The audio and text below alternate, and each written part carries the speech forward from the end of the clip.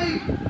अब उसका आगे क्या लिखा है कि मैं फिर तुम, अगर तुम्हें डर हो, अगर तुम्हें खौफ हो, ला तादिलू, कि तुम उनके दरमियान अदलो इंसाफ न कर सको, यानी 2 कर लिया 3 कर लिया, लेकिन जिम्मेदारियां बराबरी की नहीं हो रही है, तो वो वाहिदतुन, तो तुम्हारे लिए एक ही जायज है।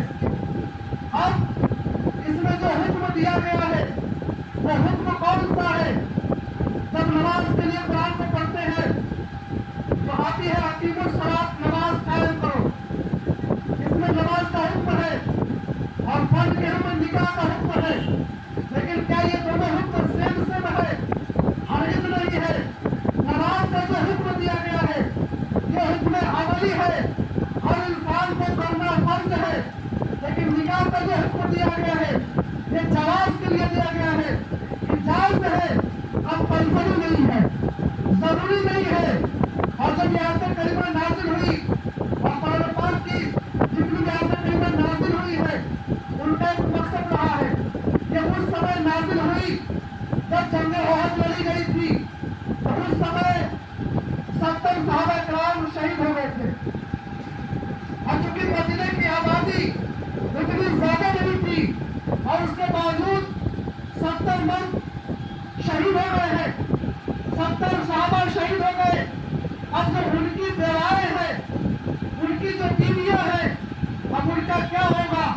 तब यहाँ पे कलिमा नाज़िल हुई, तुम ज्यादा से ज्यादा निकाह करो ताकि जो बेवाएं हैं, जिनका कोई पुरखाने हाल नहीं है, उनको एक परिवार मिल जाए, उनको पालने वाला मिल जाए, उनका खर्चा उठाने वाला मिल जाए।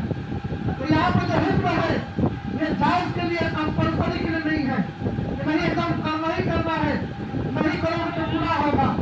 जैसे नमाज के लिए है कि नमाज अगर नहीं पढ़ेंगे तो हमें गुनाह होगा, लेकिन इसमें ये नहीं है कि अगर 4 नहीं करेंगे तो गुनाह होगा। 1 से भी बात सकते हैं, बेटी करिए।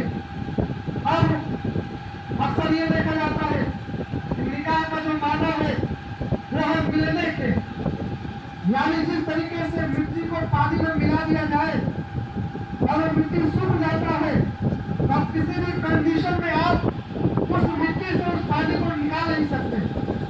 ठीक यही मामला निकाह के लिए होता है।